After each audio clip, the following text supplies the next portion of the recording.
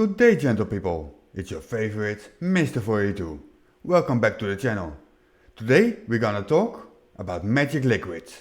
A big welcome to my latest patron, Sterling Archer. Thank you very much for your support.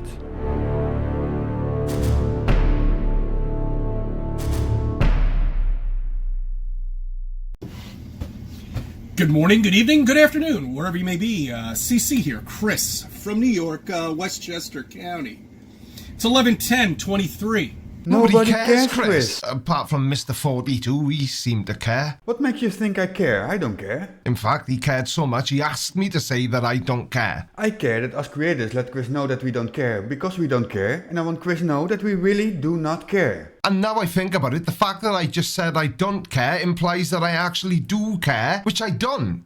I care that you care about people thinking that you care when you really don't care. Even though saying I don't implies that I do. I never implied that you do, but if you don't and say you don't and I also don't and nobody else does, we all don't, do we?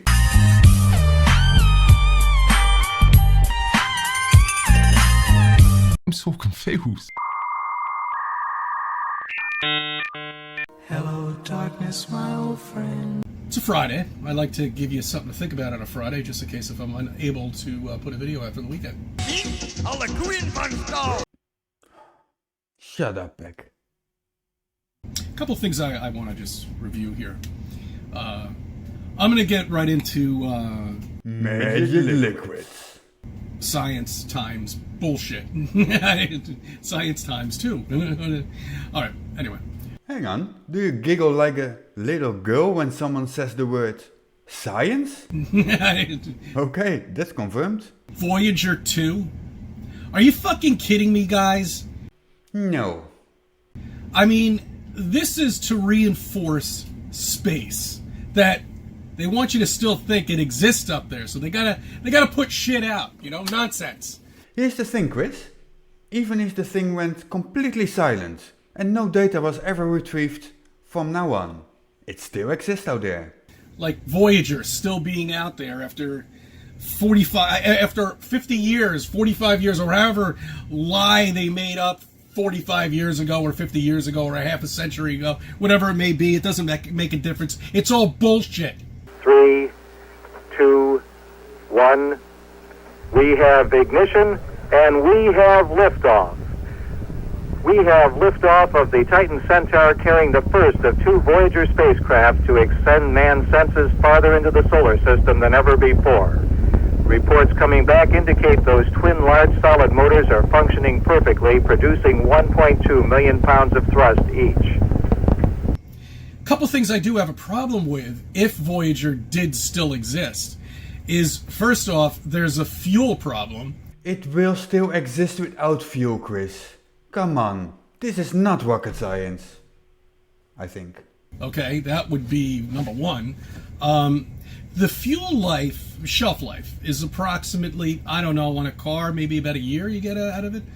That is for gasoline and diesel. Voyager does not use that. Maybe a year and a half at best. Jet fuel, about the same. Even if you can go 5 years, I would be quite impressed. Show us you did your research, Chris. Which fuel is Voyager using? But this is magic liquid from NASA. That's right. No, this is hydrazine. Hydrazine is an inorganic compound and was first used as a component in rocket fuels during World War II, long before NASA existed. Their fuel, their liquid, lasts hundreds of years. So your complaint is that one fuel is not like the other. Science. They even said that Voyager 2 could outlast the human civilization, that it could just spend millions of years drifting around the fucking universe. As you said, drifting. You seem to be under the impression that Voyager needs fuel to keep moving, or even to exist. As usual, you haven't thought this through at all. You fucking idiots, you gotta wake the fuck up, because bull earthers believe in that bullshit. And that's all it is. Bullshit. Science. Apparently back when they launched this, back in the 60s, late 50s. It was launched in 1977. You're way off again, Chris. Right around the time, we figured out that the Earth is flat and we're covered with a dome and we have a purpose here. So they had to come up with space and all that, NASA and all that other nonsense. The existence of space was figured out millennia ago. Then these flat earthers come around and they wanted fame and attention. So they invented flat earth based on lies and misunderstandings. And you're one of the fools falling for it. My problem is I'm trying to think, but nothing happens. the trajectory and the mathematics of using all of the planets out there as slingshots because they want to conserve fuel, of course. Because once they're out in deep space, which I think it is supposedly out in deep space, fake space, is that where it is? I think it's past beyond the solar system. As usual, a well-prepared video. And forget about that we're, the solar system's like moving like 66,000 miles per hour, but I know, Chris, big numbers are scary. And relative speed is also something you're not familiar with. that would have been gone if it did exist.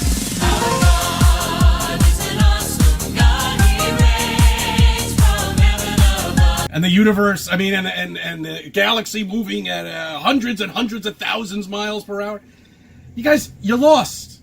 You seriously got lost in big numbers. That's all. You're lost. But okay, back to what I was saying. So it's using the planets to slingshot off, and that's how it managed to get out there now.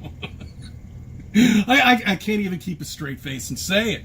I really can't. How scientists could actually sit down and say this and tell people that this is true is beyond me. Newsflash. There are people who are smarter than you. With enough data, you can calculate and predict trajectories. While we're on the subject of planets, Van Allen discovered a belt, the Van Allen belt. It's a poisonous belt, and apparently it's radiation, guys. Poisonous, Chris? Poisonous?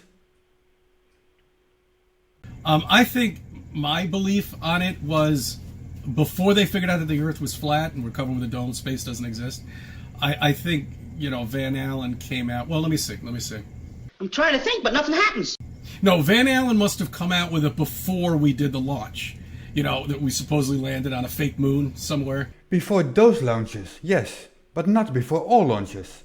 The Van Allen radiation belts were named after him, following his discovery using Geiger-Müller tube instruments on the 1958 satellites Explorer 1, Explorer 3 and Pioneer 3.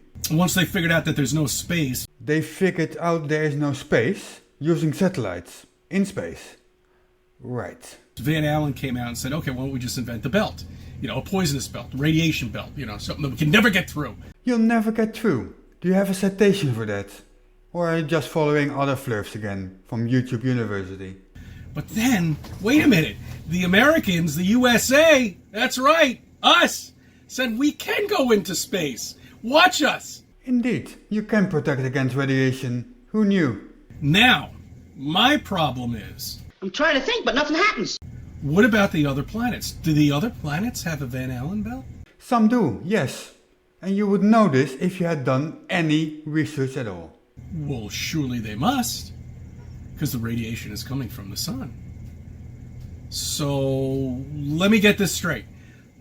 All the probes and everything we've been launching off into space to these fake planets somewhere and sending and beaming back images of all sorts of shit are going through the Van Allen belt, back and forth, no problem at all whatsoever.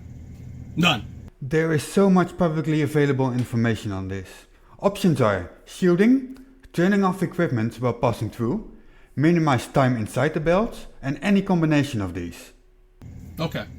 But I haven't heard anybody else tell me that are there any Van Allen belts on any other planets out there? Sorry Chris, YouTube University doesn't cover everything. Are we the only one? Well, we seem to be the only one with a moon that's locked and stationary. Oh yeah, sure, it moves, but you only see one face. If I'm correct, there are 290 known moons in our solar system, 20 of those are tightly locked. The only one around, right? Wrong. Let's talk about lockdown. Let's not talk about lockdown.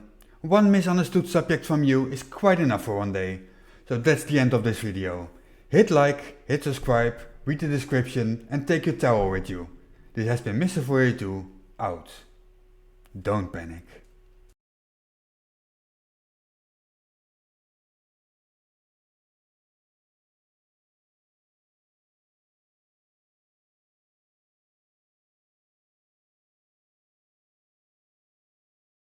Science.